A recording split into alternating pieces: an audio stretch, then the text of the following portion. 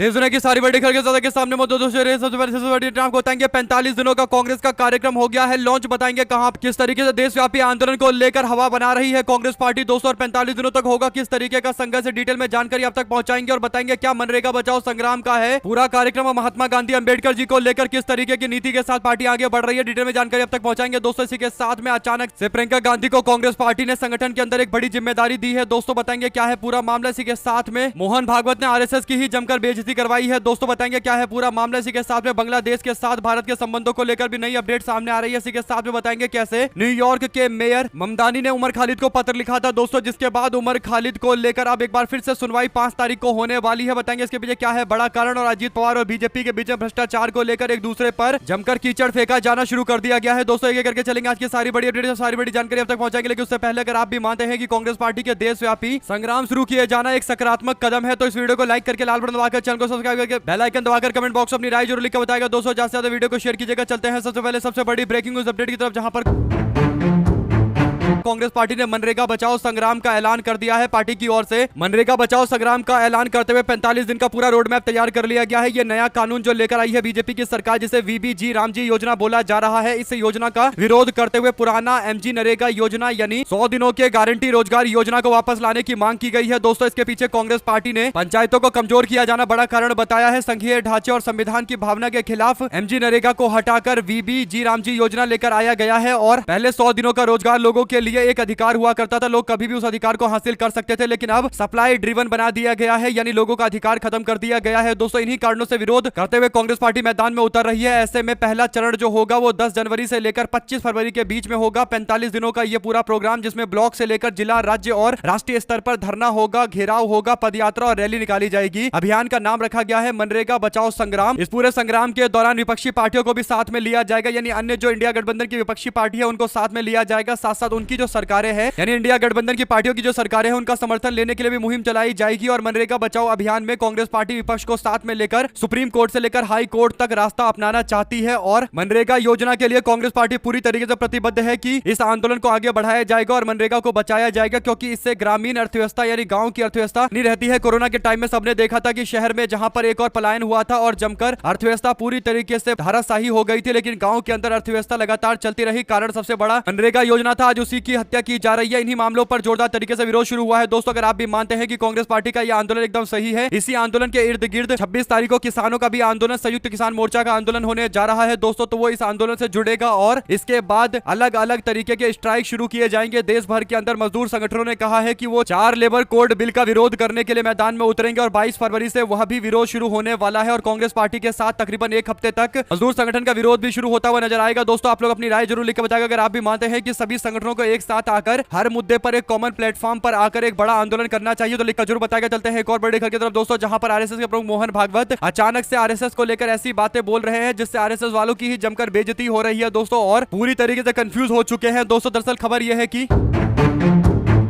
राष्ट्रीय स्वयंसेवक संघ के प्रमुख मोहन भागवत शुक्रवार को संघ यानी आरएसएस पर अपनी बात रखते हुए कहते हैं कि आरएसएस वाले बेशक वर्दी पहनते हो, लेकिन शारीरिक अभ्यास करते हो, लेकिन अर्धसैनिक पैरामिलिट्री फोर्स नहीं है, यानी जो भारत के अंदर अर्धसैनिक बल होते हैं वैसा नहीं है आरएसएस। इस बात को आरएसएस के प्रमुख मोहन भागवत स्वीकार कर रहे हैं दोस्तों। वो कहते हैं कि आरएसएस को बीजेपी की नजर से नहीं समझना चाहिए, आरएसएस को आरएसएस की नजर से समझना चाहिए, उसको अनुभव करना चाहिए। यानी आरएसएस वाले सुबह सुबह लाठी ले जाकर एक्सरसाइज करने के नाम पर लाठी चलाना सीख रहे होते हैं दोस्तों। और उसके बाद आरएसएस के प्रमुख मोहन भागवत कहते हैं कि आरएसएस कोई पैरामिलिट्री फोर्स नहीं है, तो फिर हाथ में लाठी लेकर क्यों घूमते हैं, ये सबसे बड़ा सवाल है जिसका कोई जवाब नहीं दे रहे हैं मोहन भागवत। अगर आप भी मानते हैं कि लाठी एक हथियार है और उसे लेकर चलने वाले व्यक्ति को मोहन भागवत के अनुसार शांति का संदेशवाहक माना जाना चाहिए। अगर आप भी मानते हैं कि हाथ में लाठी लेकर क्यों चलते हैं जब ये अपने आप को शांतिपूर्ण संगठन वाले बताते हैं, तो मोहन भागवत के इस बयान से साफ तौर पर समझ में आ रहा है कि मोहन भागवत को अब जिस तरीके से दुनिया भर के अंदर सवालों का सामना करना पड़ रहा है आरएसएस के काम करने के तरीके और हाथ में लाठी लेकर चलने के मामले पर पूरी तरीके से आरएसएस वाले एक्सपोज हो रहे हैं दोस्तों। इससे पहले मोहन भागवत ने एक बयान दिया था और कहा था 2018 में मुजफ्फरपुर बिहार के अंदर की सेना को तैयार होने में, युद्ध के लिए तैयार होने में 6 से 7 महीने का समय लगता है और आरएसएस वाले 3 दिनों में सेना तैयार कर सकते हैं। अगर देश में जरूरत पड़े तो संविधान इजाजत दे तो हम ऐसा करने को तैयार है। यानी दोस्तों शायद इनकी उम्र ज्यादा बढ़ गई है, मोहन भागवत की भूल गए होंगे, कभी अपने आप को सेना से तुलना किया करते थे, बल्कि सेना से भी ज्यादा बताते थे, कहते थे कि सेना को तो 6 से 7 महीने लगता है युद्ध की तैयारी करने में, संघ वाले तो 3 दिन के अंदर ही सेना तैयार कर देंगे। इससे आप समझ सकते हैं दोस्तों कि आरएसएस वाले अपने आप को धीरे धीरे करके शांतिपूर्ण संगठन बताने की कोशिश कर रहा है। दोस्तों जब से राहुल गांधी ने जर्मनी के एक बयान देते हुए कहा था कि आरएसएस वालों को या बीजेपी वालों को शक्ति से मतलब है, सत्य से मतलब नहीं है, यानी सच्चाई क्या है इससे इनको कोई लेना देना नहीं है, इनको केवल शक्ति चाहिए, शक्ति के पीछे भागते हैं, इनको फोर्स चाहिए, बल चाहिए, क्योंकि ये दूसरों को डराना चाहते हैं। और इसके बाद अब संघ के प्रमुख मोहन भागवत इस पर सफाइयां पेश कर रहे हैं। दोस्तों दो शब्द इनके बारे में भी लिखकर जरूर बताएगा। ज्यादा से ज्यादा वीडियो को शेयर कीजिएगा। चलते हैं एक और बड़ी अपडेट की तरफ, जिसमें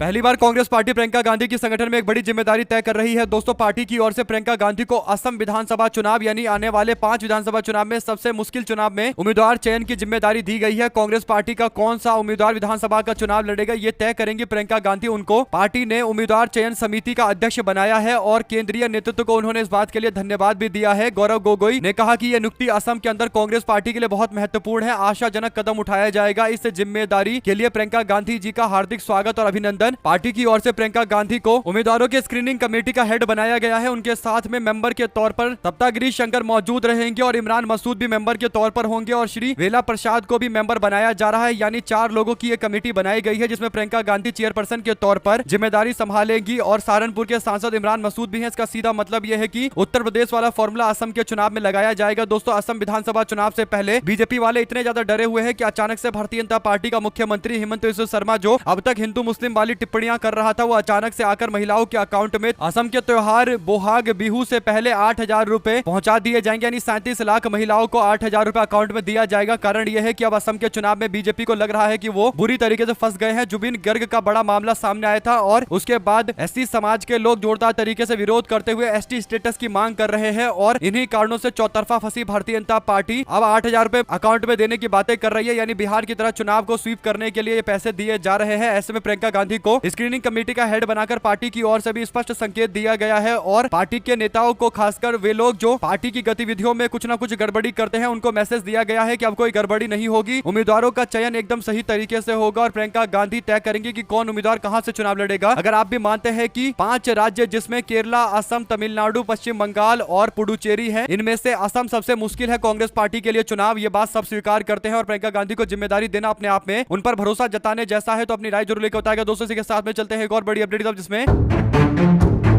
कुछ भाजपा के नेताओं और तथाकथित कथावाचकों के द्वारा उठाए गए मुद्दे के बाद बीसीसीआई ने एक बड़ा फैसला लिया और बांग्लादेश के खिलाड़ी मुस्तफिजुर रहमान का केकेआर यानी कोलकाता नाइट राइडर टीम में खेलने पर रोक लगा दिया गया। दोस्तों और मुस्तफिजुर रहमान को अब आईपीएल नहीं खेलने दिया जाएगा और क्योंकि शाहरुख खान की टीम ने उनको खरीदा था तो शाहरुख खान के खिलाफ माहौल बनाया गया। शाहरुख खान पर अनर्गल टिप्पणियां की गई, जबकि अंबानी की कंपनी एमआई यानी मुंबई इंडियंस हो, जिसकी अलग अलग तरीके की फ्रेंचाइज दुनिया के अलग अलग क्रिकेट की टीम चलाती है, उन हर जगह पर बांग्लादेश के खिलाड़ियों को खिलाया जा रहा है। लेकिन अंबानी के खिलाफ कोई ऐसी टिप्पणी नहीं आई। जैसे शाहरुख खान को लगातार 6-7 दिनों तक टारगेट किया गया और मुस्तफिजुर रहमान वाले मामले को लेकर अब शशि थरूर की ओर से बयान आया है। दोस्तों शशि थरूर ने कहा कि मैं इसकी निंदा करता हूं कि किसी खिलाड़ी को उसके देश की राजनीतिक स्थिति के कारण सजा दी जा रही हो। कांग्रेस के नेता ने सोशल मीडिया प्लेटफॉर्म पर लिखा कि अपनी सहमति जताते हुए सवाल किया कि अगर यह खिलाड़ी किसी दूसरे धर्म से आता तो क्या बीसीसीआई इसी तरीके का फैसला लेता। कुल मिलाकर दोस्तों कुछ बीजेपी के नेताओं के द्वारा जो आजकल चुनाव जीत भी नहीं रहे, हार कर जनता ने उनको घर में बिठा दिया है, संगीत सोम जैसे नेता, वे लोग शाहरुख खान के खिलाफ उल्टा उल्टा बयान देते हैं और बीसीसीआई इस बात को स्वीकार कर लेता है। एक तरीके से ऐसा लग रहा है कि कुछ हिंदुत्ववादी संगठन के लोग ही देश के अंदर सारे बड़े फैसले लेने लगे हैं। दोस्तों शशि थरूर ने कहा कि इस विषय पर अपने पुराने विचारों को दोहराते हुए कह रहा हूं कि अब जबकि बीसीसीआई ने निंदनीय तरीके से मुस्तफिजुर रहमान को बाहर किया है और बांग्लादेश का ये खिलाड़ी लिट्टन दास या सौम्य सरकार होता तो क्या उसके साथ ऐसा होता। ये धर्म देखकर की गई कार्रवाई है जिसकी कड़ी से कड़ी निंदा की जानी चाहिए। सवाल सबसे बड़ा यह है कि जब बीसीसीआई ने इस बात की इजाजत दे दी कि बांग्लादेश भारत का दुश्मन देश नहीं है तो उसके खिलाड़ी भारत में खेल सकते हैं, उसके बाद आईपीएल के अंदर ऑक्शन होता है यानी नीलामी होती है और केकेआर की टीम केवल एक खिलाड़ी को, बांग्लादेश के एक खिलाड़ी को खरीदती है। दोस्तों बाकी कोई भी टीम बांग्लादेश के खिलाड़ी को नहीं खरीदती। तो सवाल ये उठता है कि जब बीसीसीआई ने इजाजत दे दी और तमाम तरीके के फैसले ले लिए गए तब शाहरुख खान को क्यों टारगेट किया गया। साफ तौर पर शाहरुख खान पर निशाना साध कर एक तरीके से मुस्तफिजुर रहमान को केकेआर की टीम से बाहर करके भारत और बांग्लादेश के संबंधों को और ज्यादा खराब किया जा रहा है। दोस्तों जबकि भारत सरकार का ऑफिशियल स्टैंड है कि बांग्लादेश हमारा कोई दुश्मन देश नहीं है, तो फिर उसके खिलाड़ियों को भारत में खेलने से क्यों रोका जाना चाहिए, ये एक बड़ा सवाल है। और ऐसे में बात और ज्यादा आगे निकलने को पहुंच चुकी है। हुआ यह है कि कोलकाता नाइट राइडर्स से बांग्लादेशी तेज गेंदबाज मुस्तफिजुर रहमान को रिलीज किए जाने का ये मामला काफी ज्यादा तूल पकड़ रहा है। सूत्रों के मुताबिक बांग्लादेश क्रिकेट बोर्ड यानी बीसीबी ने संकेत दिया है कि अगर भारतीय क्रिकेट कंट्रोल बोर्ड यानी बीसीसीआई आधिकारिक तौर पर मुस्तफिजुर रहमान को आईपीएल से बाहर करने की पुष्टि करेगा तो बांग्लादेश की टीम यानी बांग्लादेश का जो बोर्ड है वो फैसला लेगा कि बांग्लादेश की टीम T20 विश्व कप में भारत के वेन्यू में खेलने के लिए ना जाए, यानी भारत से अलग वेन्यू में वो मैच खेलने चला जाएगा। जैसे पाकिस्तान भारत में वर्ल्ड कप होने के बावजूद श्रीलंका के अंदर अलग से वर्ल्ड कप के मैचेस आयोजित कर वहां पर खेलेगा, तो बांग्लादेश भी कहीं ना कहीं श्रीलंका में खेलने के लिए बोल सकता है। दोस्तों ऐसे में भारत को ये सोचना पड़ेगा, भारत की विदेश नीति को यह सोचना पड़ेगा कि क्या बांग्लादेश और पाकिस्तान को एक लेवल पर रखा जा सकता है। बांग्लादेश के साथ भारत के संबंध वैसे खराब नहीं है जो पाकिस्तान के साथ में है, तो फिर क्यों बांग्लादेश और पाकिस्तान को एक जैसा ट्रीट किया जा रहा है, एक जैसा व्यवहार किया जा रहा है। कांग्रेस पार्टी के यूपीए सरकार में बांग्लादेश के साथ में घनिष्ठ दोस्ती थी दोस्तों, और कारण यह था कि बांग्लादेश भारत के लिए हमेशा से मददगार रहा है, क्योंकि उत्तर पूर्व के राज्यों में भारत को मजबूत पकड़ रखने के लिए और उत्तर पूर्व के विकास के लिए बांग्लादेश की काफी जरूरत है। ये बात सबको पता है। इसके बावजूद भारतीय जनता पार्टी की सरकार तय नहीं कर पा रही है कि आखिर बांग्लादेश के साथ में किस तरीके के संबंध रखे जाए। अगर आप भी मानते हैं दोस्तों कि बांग्लादेश के साथ अगर इस तरीके का व्यवहार होगा या फिर उसको भारत से अलग थलग करने की कोशिश की जाएगी तो चाइना इसका फायदा उठाकर भारत के नजदीक आ जाएगा और देश के लिए और ज्यादा सुरक्षा की स्थितियां खराब होगी, जो काफी दुर्भाग्यपूर्ण है। अगर आप भी मानते हैं कि बीजेपी सरकार की विदेश नीति पूरी तरीके से कंफ्यूजन वाली है, यानी एकदम भ्रम की स्थिति में है दोस्तों, पता ही नहीं है कि अपने पड़ोसी देशों के साथ में किस तरीके का संबंध रखना है, दो शब्द जरूर लिखकर बताएगा। चलते हैं एक और बड़ी अपडेट की तरफ, जहां पर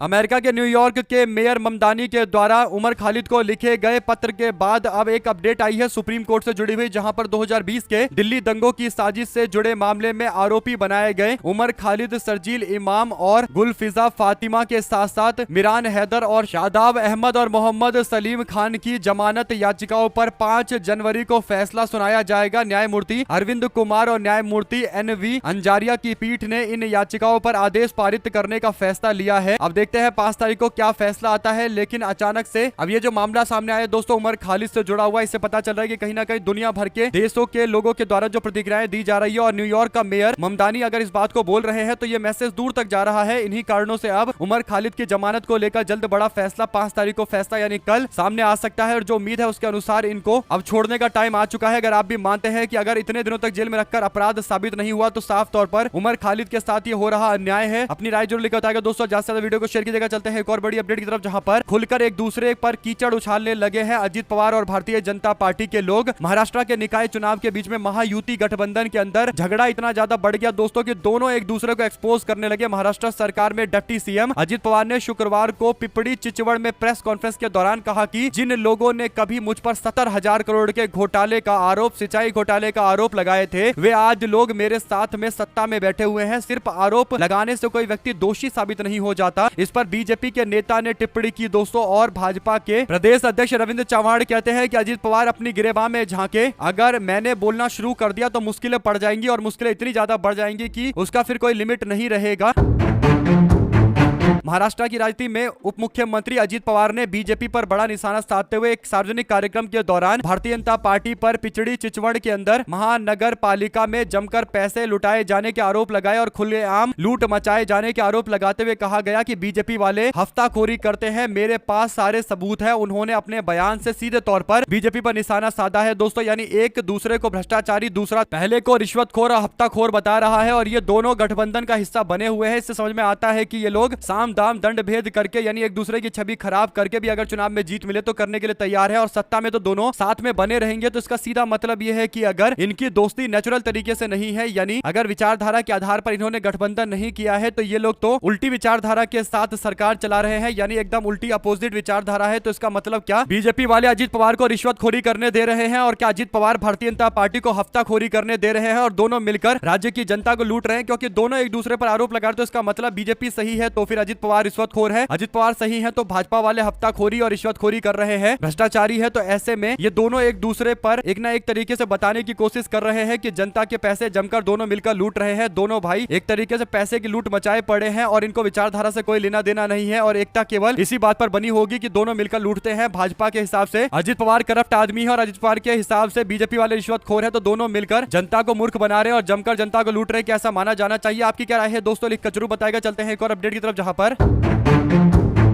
अमेरिका के दक्षिण क्षेत्र यानी दक्षिण अमेरिका के लैटिन क्षेत्र के अंदर एक देश है वेनेजुला, जहां पर सबसे ज्यादा तेल होता है। दोस्तों, वेनेजुला के अंदर अमेरिका की सेना घुस जाती है और वहां के राष्ट्रपति को अगवा कर लेती है। जैसे ही ये खबर सामने आई, दुनिया भर के राष्ट्रीय अध्यक्षों के द्वारा, प्रेसिडेंट हो या फिर प्राइम मिनिस्टर हो, उनके द्वारा प्रतिक्रियाएं दी गई। लेकिन भारत सरकार के जो सबसे बड़े हेड है दोस्तों, प्रधानमंत्री मोदी, उनके ओर से एक बयान सामने नहीं आया। इसके बाद अब लोग सवाल पूछ रहे हैं कि दुनिया भर के देश अमेरिका द्वारा वेनेजुला के अंदर हुए हमले पर अपनी प्रतिक्रिया दे रहे हैं, कुछ सपोर्ट में दे रहे हैं, ज्यादातर विरोध में दे रहे हैं। लेकिन भारत का स्टैंड क्या है, इस बात पर क्यों नरेंद्र मोदी की ओर से बयान जारी नहीं किया गया? लगता है अभी तक अमेरिका से प्रधानमंत्री नरेंद्र मोदी को बोलने के लिए नोट नहीं मिला है। यानी क्या अमेरिका जो बोलने के लिए बोलेगा वही बोलेंगे नरेंद्र मोदी? ऐसा आरोप दोस्तों सोशल मीडिया पर लग रहे हैं, क्योंकि अब तक तो बयान आ जाना चाहिए था। भारत का स्टैंड हमेशा से लैटिन अमेरिका को लेकर यानी वेनेजुला और आसपास के देशों को लेकर स्पष्ट रहा है कि वहां पर विकास लगातार बढ़ते रहना चाहिए और सरकार स्थिर रूप से चलनी चाहिए और डेमोक्रेसी लोकतंत्र चलना चाहिए। वहां पर किसी भी तरीके से अमेरिका का दखल नहीं होना चाहिए। लेकिन अमेरिका सीधा वेनेजुला में घुस गया, जो साफ तौर पर किसी देश की संप्रभुता के खिलाफ है। और क्या ये विदेश नीति है भारत की? किस तरीके की विदेश नीति है भारत की? सवाल तो पूछे जाने चाहिए दोस्तों। और हर छोटी छोटी बातों पर बयान देने वाले, अपने आप को सिग्मा विदेश मंत्री बताने वाले एस जयशंकर की भी कोई टिप्पणी नहीं आई। तो लोग तो इंतजार कर रहे हैं कि आखिर भारत सरकार या बीजेपी वाले स्पष्ट करे कि भारत की विदेश नीति इस पूरे मामले पर क्या बोलती है और अमेरिका के द्वारा किए गए हमले का पूरी तरीके से खंडन किया जाना चाहिए। आपकी क्या राय है दोस्तों? लिखकर जरूर बताइए। अगर आप भी मानते हैं कि दुनिया भर के अंदर अस्थिरता पैदा करने और हर कोने में अशांति फैलाने का केवल एक ही कारण है और वो है अमेरिका, जो जब देखो तब अपनी ताकत का इस्तेमाल करते हुए दुनिया के देशों में घुसकर वहां अशांति पैदा कर देता है और उसके बाद अब इसकी भर्त्सना की जानी चाहिए। आपकी जो भी राय है दोस्तों लिखकर जरूर बताएगा। चलते हैं एक और बड़ी अपडेट की तरफ, जहां पर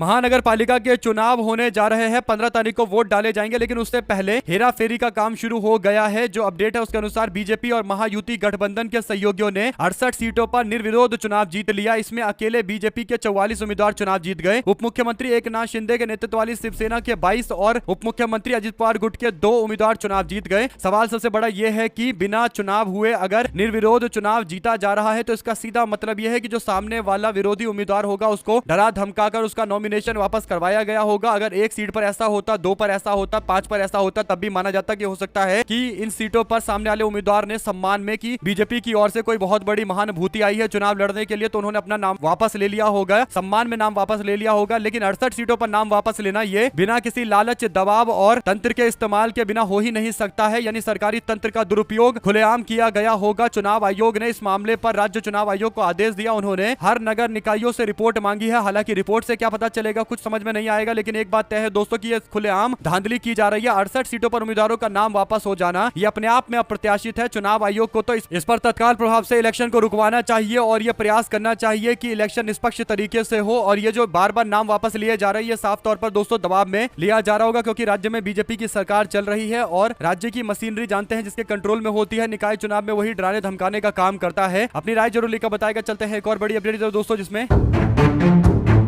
मध्य प्रदेश के अंदर तकरीबन 15 लोगों की मौत हो गई, लेकिन इसके बावजूद भारतीय जनता पार्टी के प्रदेश के मुख्यमंत्री मोहन यादव की हंसी रुक नहीं रही दोस्तों। 15 हंसी शेयर करते हुए कांग्रेस पार्टी ने कहा कि ये लगातार हंस रहे हैं और इनकी ये 12 तरीके की हंसी देखिए, हंस रहे हैं क्योंकि जनता की जान चली गई, तो थोड़ी संवेदना इनको प्रकट करनी चाहिए। लेकिन इनको रेवड़ी पसंद आ रही है, जोक मार रहे हैं और हंस रहे हैं। इससे इंदौर की स्थिति इतनी खराब है, इसके बावजूद नेता में थोड़ी भी संवेदनशीलता नहीं देखने को मिल रही है। इससे पता चलता है कि इनको जनता की जान जाने पर भी कोई फर्क नहीं पड़ता है। अपनी राय जरूर स्पष्ट कीजिएगा दोस्तों। इसी के साथ में बीजेपी के मंत्री के पति के द्वारा बयान दिया गया और बिहार की महिलाओं को लेकर जो अभद्र भाषा बोली गई उस पर अब राष्ट्रीय जनता दल ने निशाना साधा। आरजेडी ने कहा कि लड़की बिहार से ले जाएंगे, बिहार में 20-25 हजार रुपए में लड़कियां मिल जाती है। ये बयान बीजेपी के नेता का है। भाजपाइयों और संघियों की बिहार की महिलाओं के प्रति ऐसी घृणित सोच सबके सामने आ गई है। इस बार प्रधानमंत्री और गृह मंत्री का बीजेपी की ओर से स्पष्टीकरण आना चाहिए, पर बिहार भाजपा और जेडीयू समस्त बीजेपी के नेताओं के मुंह पर टेप लगा हुआ है, ताला लगा हुआ है, एक के मुंह से कोई शब्द नहीं निकलेगा। महिलाओं का खुलेआम अपमान किया गया और नरेंद्र मोदी की मां का अपमान किया गया है। इस तरीके का बोल बोलकर बीजेपी वालों ने बिहार बंद कर डाला था, लेकिन जब पूरे बिहार की महिलाओं का अपमान किया गया, खुलेआम उनको बिकाऊ बताया गया, तब तो एक भी एनडीए गठबंधन का नेता आकर विरोध नहीं कर रहा है। तो इससे पता चलता है कि इनके लिए महिलाओं का सम्मान केवल चुनाव तक होता है और चुनाव में भी केवल इनको सिंपैथी का कार्ड खेलना होता है। इसीलिए नरेंद्र मोदी को उल्टा बोल दिया, उनकी मां को उल्टा बोल दिया। इस तरीके के बयान देने लगते हैं। अगर आप भी मानते हैं कि ये चुनाव प्रायोजित सारी चीजें हैं बीजेपी वालों की और इस पर धीरे धीरे करके भाजपा वाले और ज्यादा एक्सपोज होते चले जा रहे हैं। साथ साथ चलते हैं एक और अपडेट की तरफ, जहां पर